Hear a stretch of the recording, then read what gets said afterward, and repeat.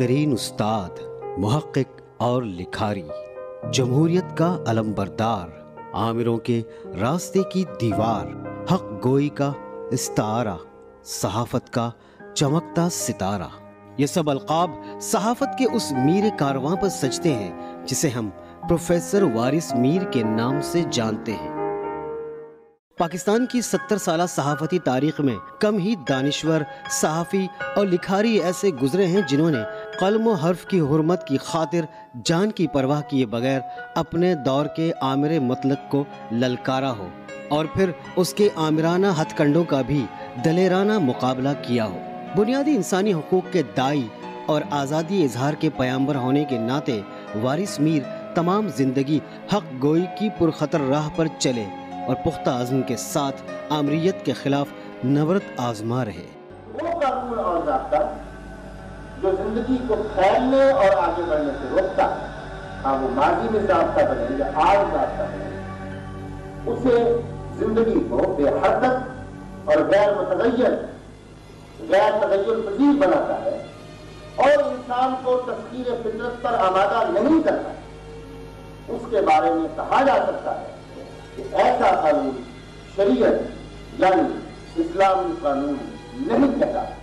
यूँ तो सहाफत की दुनिया नामवर लिखारियों, आज़ादी इजहार के अलमबरदारों और नाइंसाफियों के खिलाफ आवाज़ बुलंद करने वालों से भरी पड़ी है, लेकिन प्रोफेसर वारिस मीर उन बहादुर कलमकारों में से एक हैं जिनकी आवाज़ ने लोगों के जहनों में शऊर की शमे रोशन की और लोगों को अपने हुकूक की खातिर लड़ना और आमरीयत के सामने खड़ा होना सिखाया।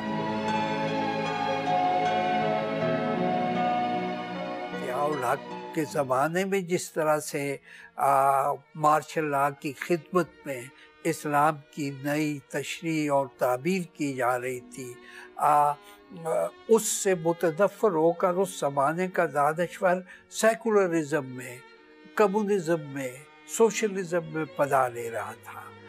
इसके बरक्स प्रोफेसर वारिस मीर का ज़रूरी कारनामा ये है कि उन्होंने पै दर पै अखबारात में अपने कालमों के ज़रिए इस्लाम की सच्ची रूह को लोगों के सामने रखा और इस्लाम की हकीकी रूह की रोशनी में ज़ियाउल हक के दौरे हुकूमत को गैर इस्लामी साबित किया। बाल का दावा है कि जो मजहब जदीद अहद के साइंसी मजाक़े तबाह की कोख से जन्म लेने वाले मसाइल की तशफ़ी नहीं कर सकता और वहदते इंसानियत के तसव्वुर की परवरिश नहीं कर सकता, वो मजहब फिर आखिर खत्म होकर रह जाए। उनका यकीन था कि इस्लाम असले हाजिर के तकाज़ों की आंखों में आंखें डालकर न सिर्फ जिंदा रह सकता है बल्कि मुस्तक़बिल का इंसान इस मजहब की आफाकी तालीमात में एक ऐसा जदीद और इनकलाबी माशरती निज़ाम तलाश कर सकता है जिसका मकसद ज़ात पाक, मर्तबा और दर्जा, रंग और नस्ल के तमाम इम्तियाज़ात को मिटा देना है। प्रोफेसर वारिस मीर ने 22 नवंबर 1938 को इकबाल के शहर सियालकोट के एक इल्मी अदबी घराने में आंख खोली। वारिस मीर के वालिद मीर अब्दुल अजीज उर्दू और फारसी के नामवर शायरों में से एक थे। इस बिना पर इल्म और अदब से लगाव इन्हें विरासत में मिला, लिहाजा किताबों और उस्तादों से इनका ताल्लुक अवाइल उम्री से ही पुख्ता रहा। स्कूल के ज़माने में मुझे याद पड़ता है कि गवर्नमेंट हाई स्कूल सियालकोट में मेरे एक उस्ताद थे जो मुझे फ़ारसी पढ़ाया करते थे, लेकिन उन्होंने सही मानों में मुझ में ज़ुबान का शऊर, उसका ज़ौक़ और उसको समझने, उसको बरतने की बसीरत पैदा की। मैं आज भी जब उस्ताद को याद करता हूँ, उस उस्ताद को, तो अब वो फौत हो चुके हैं, तो मुझे वो बाद में आने वाले बड़े बड़े उलमा और फज़ला जिन्होंने बड़ी बड़ी किताबें लिखी हुई थी, जिनके पास बड़ी बड़ी डिग्रियां थीं, जब मैं तकाबुल इन शख्सियतों का उस मामूली सतह के उस्ताद से जो मुझे हाई स्कूल में पढ़ाया करता था, तो उसकी कंट्रीब्यूशन मुझे बहुत ज़्यादा लगती है। उन्हें मैं आम तौर पर हम उन्हें याद करते हैं सैयद यूसुफ हुसैन के नाम से। हाई स्कूल पहुंचे तो उनके उस्ताद सैयद यूसुफ हुसैन ने इनमें इल्म के हुसूल की ललक और हक गोई की ऐसी रूह फूंक दी, जिसके बाद वारिस मीर उन रोशन राहों पर चल पड़े जहां इल्म के सच्चे मोती इनके कदमों में बिखरते चले गए। وارث میر کی کتابوں سے رغبت کا یہ عالم تھا کہ نصابی کتب کے علاوہ ان کے پاس غیر نصابی کتابوں کا بھی انبار ہوتا۔ علم و ادب ان کے سب سے قریبی سنگی ساتھی تھے، لہٰذا گریجویشن سے پہلے ہی مرے کالج سیالکوٹ کے میگزین ایڈیٹر مقرر ہوئے۔ 1962 میں پنجاب یونیورسٹی سے صحافت میں ایم اے کرنے کے بعد انہوں نے عملی صحافت میں قدم رکھا اور روزنامہ نوائے وقت سے وابستہ ہو گئے۔ جلد ہی ملکی اور بین الاقوامی امور پر ان کی تحریریں عوام الناس میں مقبول ہونے لگی۔ انہوں نے اپنی تحریروں کو جمہوریت کی آبیاری کے لیے استعمال کیا۔ دیکھیں، کسی بھی شخص کی پہچان عام حالات میں نہیں ہو سکتی۔ ایک بھیڑ میں سارے لوگ ایک جیسے لگتے ہیں۔ اصل کسی شخص کا امتحان اس وقت ہوتا ہے جب مشکل حالات ہوں اور اس ساری بھیڑ میں سے سب لوگ چلے جائیں، بھیڑ چھٹ جائے اور کوئی دلیر، کوئی بہادر، کوئی ایک شخص کھڑا ہو جائے اور کہے نہیں، میں سچ پر کھڑا رہوں گا، اس وقت اس کی قدر ہوتی ہے۔ وارث میر صاحب ایک ایسے ہی انسان تھے کہ ضیاء آمریت کی ظلمت کے دوران وہ ڈٹ کر کھڑے ہوئے اور انہوں نے جمہوریت کے لیے، خواتین کے حقوق کے لیے اور انسانوں کی فلاح و بہبود کے لیے کھل کر بات کی، اور اس کے لیے جو بھی ظلم و ستم انہیں سہنا پڑا وہ انہوں نے برداشت کیا۔ 1965 میں وارث میر پنجاب یونیورسٹی کے شعبہ صحافت میں لیکچرر مقرر ہوئے اور بعد میں اس شعبے کے چیئرمین بھی بنے۔ آپ قابل استاد اور کہنہ مشق صحافی ہونے کی بنا پر اپنے ادارے کے لیے بھی باعث فخر رہے۔ وارث میر بڑے بڑے دانشوروں اور مشاہیر کی سوچ رکھنے والے انسان تھے جو لوگوں کو مذہبی شدت پسندی، جامد عقیدہ پرستی اور ناانصافی کی آگ میں جلتا نہیں دیکھ سکتے تھے۔ روشن خیالی، جدید سوچ اور کھرا پن رکھنے والے مجاہد صحافت کا قلم سچ اگلنے میں کسی مصلحت سے کام نہیں لیتا تھا۔ کلشنکوف کی بجائے قلم پر یقین رکھنے والے وارث میر لوگوں کو کسی آمر حکمراں کی بجائے صرف علم و آگہی اور سچائی کا اسیر دیکھنا چاہتے تھے۔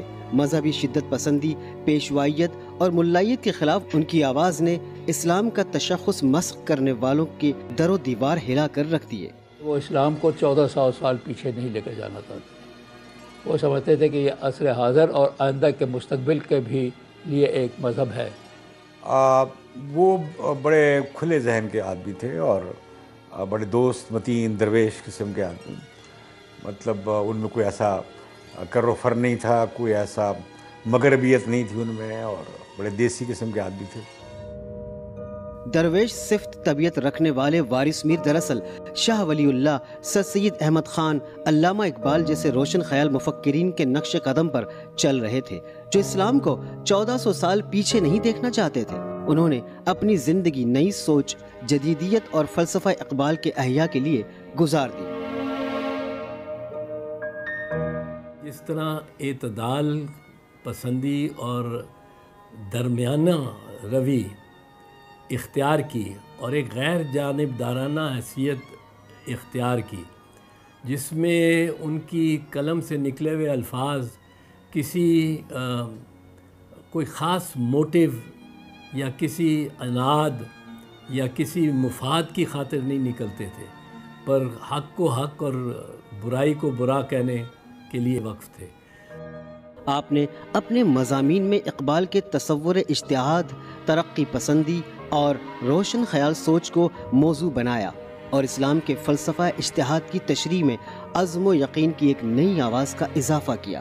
ان مضامین کی بدولت آپ کو ترقی پسند اور روشن خیال دانشوروں کی صف میں شامل کیا جانے لگا۔ دیکھیے، وہ ایک عظیم صحافی تھے۔ ان کی تحریریں اب تو خیر کتاب کی صورت میں بھی جو ان کے کالمز وغیرہ ہیں ملتے ہیں، ان میں جو مجھے سب سے زیادہ اسٹرینتھ نظر آئی کہ انہوں نے جو سوشل، پولیٹیکل، کلچرل ایشوز کو ہائی لائٹ کیا ہے۔ گورننس کے ایشوز بھی ہیں، اس زمانے میں اگرچہ لفظ گورننس استعمال نہیں ہوتا تھا، گورننس کے، حکومت کی پرفارمنس کے بارے میں ہیں۔ جو باتیں انہوں نے کہی ہیں ان میں سے بیشتر آج بھی ہمیں ریلیونٹ نظر آتی ہیں آج کے حالات میں، آج کے ماحول میں۔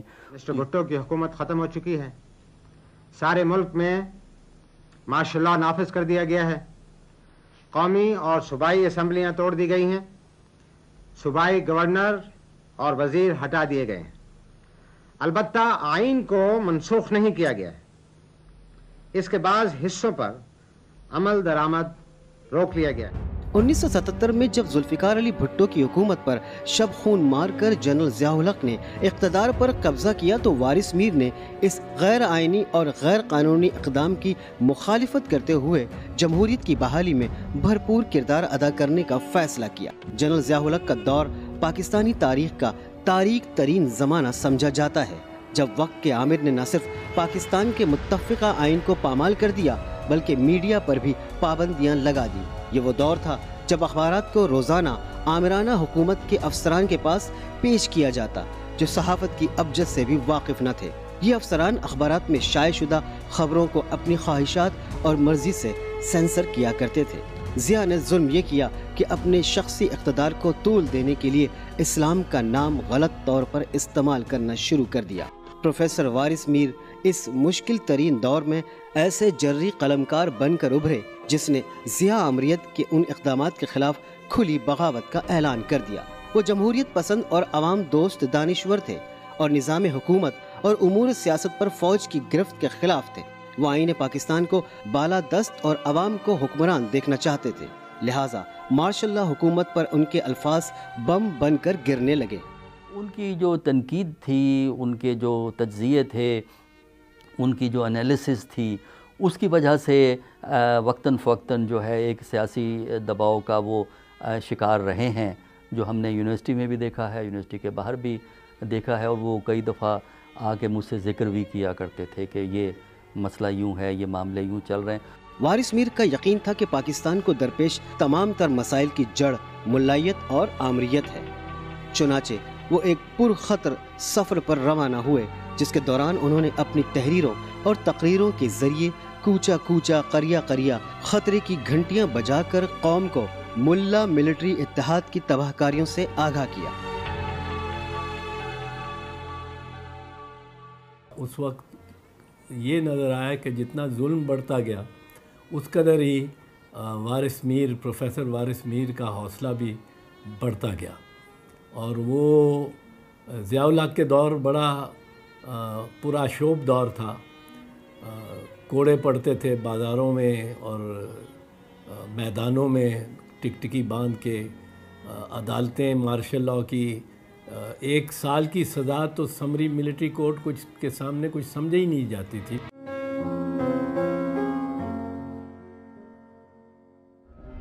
वारिस मीर के कॉलम फ़िक्र व फ़लसफ़े से लबरेज हुआ करते थे जो दौर आमरीत में पाबंद सलासिल किए गए लोगों को हौसला देने का बाइस बनते थे। उनके आर्टिकल्स अगर आप देखें उसमें जमहूरियत पे एम्फसिस है, और जमहूरियत में रूल ऑफ लॉ का तज़किरा आपको जो है वो बार बार नज़र आता है, और ये कि जो हुकूमतें हैं या जो पॉलिसीज़ होती हैं या जमहूरियत है, किस मकसद के लिए जमहूरियत है, उसमें अवामी बेहतरी, अवामी फ़लाह, आम आदमी की बेहतरी किस तरह हो सकती है, ये चीज़ें उनके यहाँ फोकस्ड हैं, और ये इशू ऐसे हैं जो आज भी हमें रेलेवेंट नज़र आते हैं। तो उनकी तहरीरें मैं कहूँगा ज़िंदा तहरीरें हैं जो इतना वक्त गुज़रने के बाद भी अपनी रेलेवेंस कायम किए हुए हैं।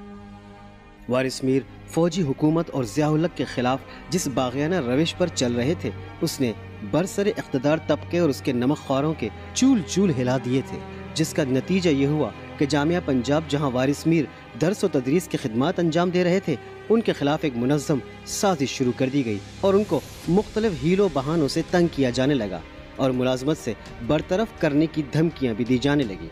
इन्हें यूनिवर्सिटी इंतज़ामिया की तरफ से कई बार शो कॉज नोटिस भी जारी किए गए।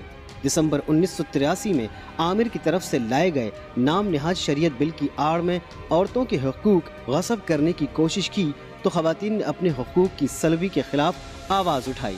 ज़िया जनता और जमात इस्लामी के गठजोड़ के जरिए औरत को आधा करार देने से मुताल्लिक कानून लाने की साजिश की गई तो ख़वातीन ने एहतजाज का रास्ता अपनाया।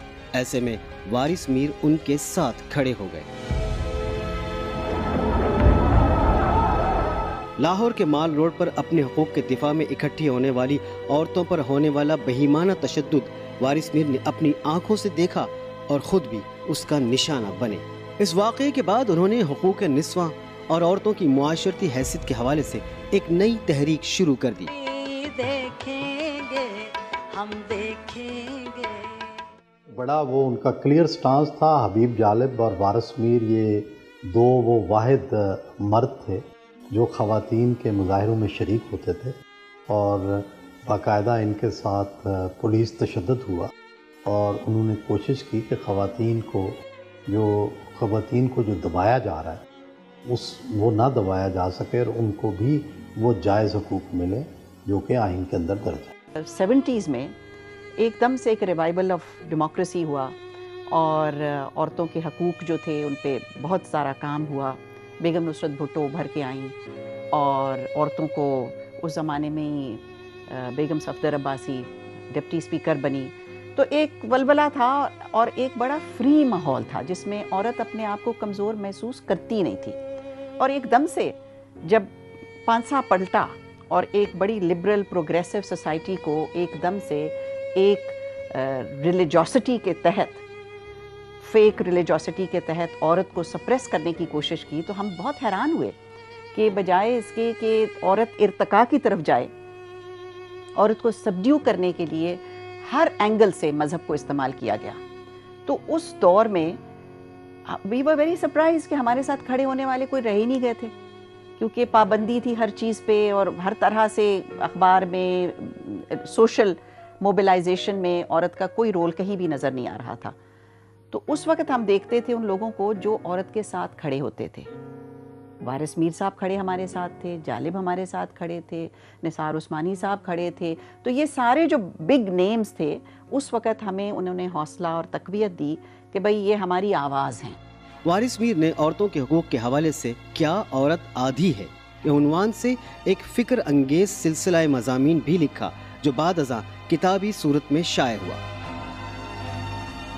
اسلام کا مقصود انسان کی انسان پر خدائی اور فرد کی فرد پر حکومت کے تصورات کو پاس کرنا اور انسان کی آزادی و حریت کو قائم اور محفوظ رکھنا۔ 1984 میں جب ضیاء الحق نے ریفرنڈم کا اعلان کیا تو وارث میر پہلے لکھاری تھے جنہوں نے اس ریفرنڈم کو غیر اسلامی اور غیر آئینی قرار دیا۔ انہی دنوں گورنر ہاؤس لاہور میں جنرل ضیاء الحق نے پروفیسر وارث میر کو ملاقات کے لیے بلایا۔ ضیاء الحق نے وارث میر کو چکنی چپڑی باتوں کے ذریعے رام کرنے کی کوشش کی، لیکن وارث میر راضی نہ ہوئے۔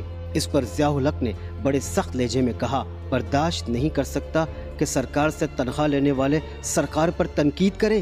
وارث میر ان دنوں شعبہ ابلاغیات جامعہ پنجاب میں پروفیسر تھے، اور جامعہ کا حصہ ہونے کے باوجود ان کا قلم سرکار کی مخالفت میں چل رہا تھا، اور ضیاء الحق کی دھمکی کے بعد بھی وہ سچ لکھنے سے پیچھے نہ ہٹے۔ پھر یہ ہوا کہ جس اخبار میں لکھا کرتے تھے اس کے مدیر نے بھی کاروباری مفادات کے باعث ان پر سینسرشپ عائد کر دی، یہاں تک کہ ان کے کچھ مضامین کو چھاپنے سے ہی انکار کر دیا گیا۔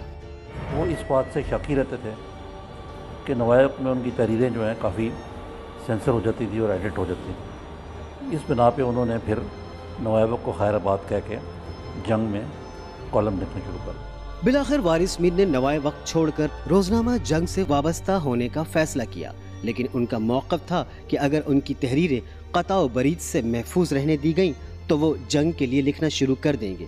چنانچہ ٹیسٹ کیس کے طور پر انہوں نے نوائے وقت کے بانی حمید نظامی کے حوالے سے جنگ کے بانی میر خلیل الرحمن کو ایک مضمون چھپنے کے لیے دیا جو ان کی برسی پر شائع کر دیا گیا۔ اس طرح وارث میر روزنامہ جنگ میں نوید فکر کے عنوان سے مستقل کالم لکھنے لگے۔ پروفیسر وارث میر نے صحافت پر پابندیوں کی داستان کے عنوان سے کئی قسطوں پر مشتمل ایک طویل سلسلہ مضامین لکھا، جس میں انہوں نے بتایا کہ آمرانہ حکومت اپنے مفادات کے تحفظ کے لیے کس طرح پریس کی آزادی سلب کرتی ہے اور سرکاری دانشوروں کی پرورش کرتی ہے۔ انہوں نے صحافتی مسائل و مشکلات پر بھی لکھا۔ دراصل اس وقت کا فوجی عامر طویل عرصے تک حکومت کرنے کے خواب دیکھ رہا تھا، اس لیے وارث میر جیسے گنے چنے حق پرستوں کی آواز دبانے کے لیے تمام تر ہتھ کنڈے استعمال کیے جا رہے تھے۔ We started out with an open arm, with an open hand of love and affection for the people of Pakistan. But then I find that at times the squeeze has to be applied. So now I'm trying to close the hand gradually. आइन में की गई 8वीं और 9वीं तरमीम को भी वारिस मीर ने तहरीरी तनकीद का निशाना बनाया। जिया दौर के शरीयत बिल की भी भरपूर मुखालिफत की। इस सिलसिले में हबीब जालिब लिखते हैं, वारिस मीर की जंग का सबसे कठिन दौर वो था जब उन्होंने शरीयत बिल को भी इस्लाम और पाकिस्तान के तकाज़ों के मुनाफी करार दे दिया। इस जंग के दौरान वारिस मीर ने दिन रात जाग कर गुजारे, रोशन ख्याल उलमा की महफिलों और लाइब्रेरियों में कई कई घंटे गुजारे, शरीयत बिल और शरीयत मोहम्मदी में फ़र्क को समझा और शरीयत बिल को खिलाफ शरीयत करार देने के लिए बारीक बीनी से काम लिया। प्रोफेसर वारिस मीर की जंग का ये असर हुआ कि बहुत से उलमा जो खामोश थे शरीयत बिल के खिलाफ बोल पड़े और ज़िया हुकूमत को जुर्रत न हुई कि वो शरीयत बिल को कौमी असम्बली में पेश करे। ज़िया के आमराना दौर में अखबारात को दबाने के अलावा दरबारी सहाफ़ियों को पालने का अमल भी शुरू किया गया, जो फौजी हुक्मरानों के हवारियों का किरदार अदा करने पर तैयार थे। उन्होंने ज़ियाउल हक को खुश करने के लिए वारिस मीर के खिलाफ महाज बना लिया। आमिर की कमी गाह में अपने ही हम असरों ने पोजीशनें संभाल ली और वारिस मीर के खिलाफ जहर अफशानी शुरू कर दी।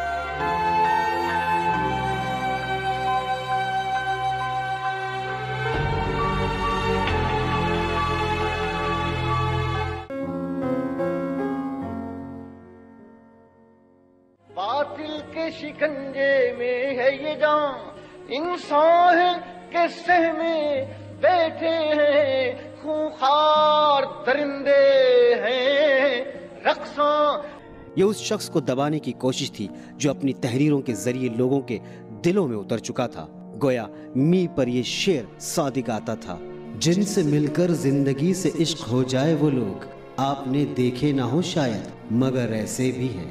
1985 में जनरल ज़िया ने गैर जमाती बुनियाद पर इंतखाबात कराने और जमहूरियत को टैंकों में बिठाकर लाने की कोशिश की तो वारिस मीर जमहूरियत का कलेजा चबाने वालों के सामने सीना सपर हो गए और उनके कलम की काट में मजीद शिद्दत आ गई। उनका मौक़िफ़ ये था कि ये इंतखाबात और रेफरेंडम गैर आइनी इक़दाम है और अवामी उमंगों के खिलाफ है।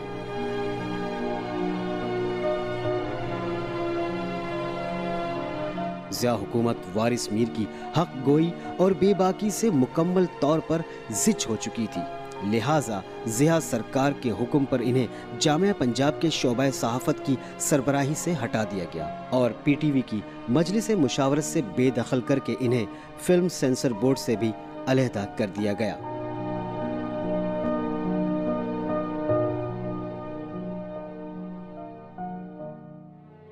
इन सब इंतकामी हरबों के बावजूद वारिस मीर के कलम की काट कुंद होने के बजाय और तेज होती गई। सहाफत के इस बाग ने शिकस्त खाना सीखा ही नहीं था, लेकिन वारिस मीर की जुर्रतमंदी ज़िया जनता की परवरदा इस्लामी जमात को एक आंख न भाई, जख्मी सांप की तरह दुश्मनी पर उतर आई। शोबा सहाफत जिसके के चेयरमैन खुद प्रोफेसर वारिस मीर थे, वो तरक्की पसंदी की और रोशन ख्याली की और एक जिसे कहते हैं कि मारूजी सहाफ़त, एक ऑब्जेक्टिव सहाफ़त का दर्स दे रही थी। दूसरी तरफ ऐसे अनासिर लाए जा रहे थे, तलबा में भी तलबा की तंजीमें भी बनाई जाती थी जा रही थी कि जो तंग नज़री और जाहिलियत और इस किस्म की बातें और जो आज़ादी फ़िक्र को रोकने वाली थी, तो उनको निशाना बनाया गया, साजिश की गई। वो वक्त भी हमने देखा कि उनके जमीयत से उनके अख्तिलाफ़ात बढ़ गए और जमीयत उनकी दुश्मन हो गई और हकीकत यह है कि जमीयत ने उनकी ज़िंदगी तंग कर दी, उनके बच्चों की ज़िंदगी तंग कर दी और उन पर जो मज़ालिम ढाए, यानी उस पर सिवाय अफसोस के और क्या कहा जा सकता है। 1986 के अवाखिर में इस्लामी जमात की ज़ैली तंजीम ने वारिस मीर के एक साहिबजादे फैसल मीर को कत्ल के एक झूठे मुकदमे में मुलव्विस कर दिया, जो उस वक्त सिर्फ 16 बरस का था। वारिस मीर को कहा गया कि वो जनरल ज़िया, शरीयत बिल और जमात इस्लामी के खिलाफ लिखना बंद कर देंगे तो उनकी औलाद मुकदमे से निकलेगी। यानी मुकदमा दर्ज कराने का मकसद ये था कि इन्हें ज़िया आमरीत और शरीयत बिल की मुखालिफत से बाज रखा जा सके। इस मुकदमे के बाइस वारिस मीर बहुत ज़्यादा जहनी अजियत का शिकार हो गए। उनके खिलाफ ओछे हथकंडों में और तेज़ी आ गई, लेकिन वो किसी दबाव में ना आए।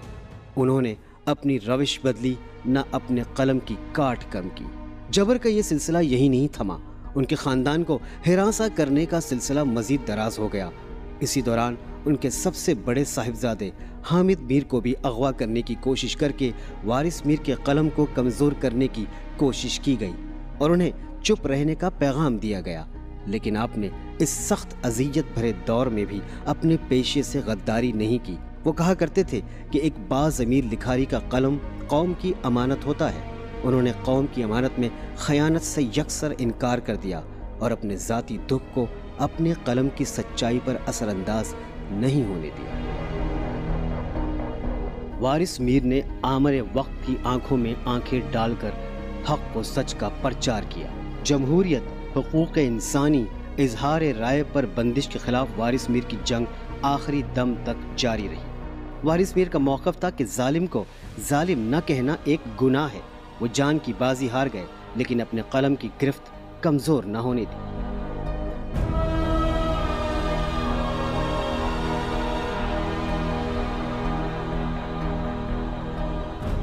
ایک اسلامی جمہوری ریاست کو ضیاء امریت سے لگنے والا بڑا دھچکا قانون شہادت بھی تھا، جو سراسر انصاف کا قتل تھا۔ وارث میر اس ظلم پر بھی خاموش نہ رہے اور سرکاری ٹی وی پر بیٹھ کر ضیاء الحق کی مجلس شورا کے چیئرمین خواجہ محمد صفدر سے براہ راست تند و تیز سوالات کیے، جن کا ان کے پاس کوئی خاطر خواہ جواب نہ تھا۔ ایسے قوانین جو ابھی تک لٹکے ہوئے ہیں اور ان پر بحث ہو رہی ہے اور ابھی وہ پایہ تکمیل تک نہیں پہنچی، ان میں سے اہم ترین قانون جو ہے وہ قانون شہادت ہے۔ جیسا کہ ہم سب جانتے ہیں کہ قانون شہادت کے بارے میں بڑی بحث و تبحیث کے بعد ایک مسودہ مجلس شورا نے اپنی سفارشات کے ساتھ حکومت کو بھیجا۔ ہماری معلومات کے مطابق حکومت نے اس مسودے میں بعض ترامیم کو تجویز کیا ہے۔ میری آپ سے گزارش یہ ہے اور سوال بھی یہ ہے کہ وہ مسودہ اس وقت کس منزل پر ہے اور وہ کون سی بنیادی اہم حساس وجہ ہے، بلکہ دوسرے الفاظ میں یوں کہا جا سکتا ہے کہ وہ کون سا کانٹا ہے جس کی بنا پر 1 سال سے اس قانون پر بحث جاری ہے اور یہ پایہ تکمیل کو نہیں پہنچی۔ میں اور میرے رفقائے کار جو کہ میرے سے شورا رکن ہیں، انہوں نے اس پر طویل بحث کی اور اپنی سفارشات کے ساتھ پریزیڈنٹ صاحب کو دی۔ اس کے بعد اب پریزیڈنٹ صاحب کا اور وزارت قانون کا تعلق ہے اس کے ساتھ، مجلس شورا کا قطعی طور پر اب کوئی تعلق اس کے ساتھ نہیں۔ یہ کہا جائے تو بے جا نہ ہوگا کہ پروفیسر وارث میر نے بے لاگ و بے باک شجر صحافت کی آبیاری خون دل سے کی اور اس کو نئی جان و جہد عطا کی۔ بقول پروفیسر کرار حسین، وارث میر کی زندگی صحافت میں درویشانہ بے نیازی اور مجاہدانہ عزم کی جھلک تھی، اور سچ تو یہ ہے کہ اس جھلک کے بغیر صحافت کیا اور ادب کیا سب ذہن و ضمیر کی سودے بازی ہے۔ وارث میر کے افکار، ان کی تصانیف، وارث میر کا فکری اثاثہ حریت فکر کے مجاہد، فوج کی سیاست، فلسفہ خوشامد، پاکستان کی درباری سیاست اور صحافت، اور کیا عورت عادی ہے کی صورت میں موجود ہے۔ تہ در تہ اندھیروں میں قلم کی لو سے حق و انصاف اور آزادی اظہار کی شمع روشن کرنے والا قلم کا مجاہد، آسمان صحافت کا یہ درخشندہ ستارہ 9 جولائی 1987 کو جواں مرگی کا شکار ہوا اور صرف 48 برس کی عمر میں بظاہر دل کا دورہ پڑنے کے باعث آسمانوں کی تہوں میں کھو گیا۔ کچھ لوگ وارث میر کی اچانک موت کو ایک سازش کا نتیجہ بھی قرار دیتے ہیں۔ 48 سال کی عمر میں ان کی وفات ہوئی کارڈیک ارسٹ سے، اور اس کے بارے میں بھی بہت سے شکوک و شبہات کا اظہار کیا جاتا ہے کہ یہ ایسے حالات کے اندر، کیونکہ وہ ایک تندرست شخص تھے جو کہ سارے ملک کا دورہ کرتے تھے، جگہ جگہ جا کے اپنی صحافتی ذمہ داریوں کے علاوہ ان کو ہر جگہ بلایا جاتا تھا، وہ سفر کرتے تھے، جاتے تھے، اظہار خیال کرتے تھے مختلف جامعات میں اور اداروں کے اندر، اور یوں بیٹھے بٹھائے اس طریقے سے 48 سال کی عمر میں ان کا وفات پا جانا، وہ ظاہر ہے کہ ابھی تک میرے خیال سے بہت سے حلقوں میں یہ بات سمجھ میں نہیں آئی ہے کہ ایسا کیوں ہو گیا، لیکن ظاہر ہے کہ آمریت ہر حربہ استعمال کر سکتی ہے، اور عین ممکن ہے کہ وہ وفات نہیں تھی بلکہ شہادت تھی۔ اپنی زندگی کے آخری دنوں میں وہ 2-3 مرتبہ انہوں نے ایسی گفتگو بھی کی تھی کہ شاید میرے دن گنے جا چکے ہیں، مجھے ختم کر دیا جائے۔ حریت فکر کا یہ مجاہد چیخ چیخ کر سچ بولتا ہوا، جبر اور ناانصافی سے لڑتا ہوا، اپنی روح پر طنز کے نشتر برداشت کرتا ہوا، حق گوئی کے بدلے میں دشمنیاں مول لیتا ہوا، اپنوں ہی کے ہاتھوں لہو لہان ہوتا ہوا، درد جھیل کر ہنستا ہوا، اندھیروں میں دوسروں کے لیے روشنی کے اسباب بناتا ہوا، آخری دم تک لڑتا ہوا تاریک راہوں میں مارا گیا، اس وطن پر سے وارا گیا۔ وارث میر کو Punjab University New Campus Lahore کے قبرستان میں آسودہ خاک کر دیا گیا۔ ضیاء مارشل لاء کے خلاف پروفیسر وارث میر کی صحافتی جدوجہد کے اعتراف میں human rights commission of Pakistan نے 1988 میں انہیں انسانی حقوق کے خصوصی ایوارڈ سے نوازا۔ 2012 میں حکومت پاکستان نے پروفیسر وارث میر کو ان کی صحافتی خدمات اور جمہوریت کی بحالی کے حوالے سے جد و جہد کے اعتراف میں پاکستان کے اعلیٰ ترین سول ایوارڈ ہلال امتیاز سے نوازا، جو ان کے صاحبزادے عامر میر نے وصول کیا۔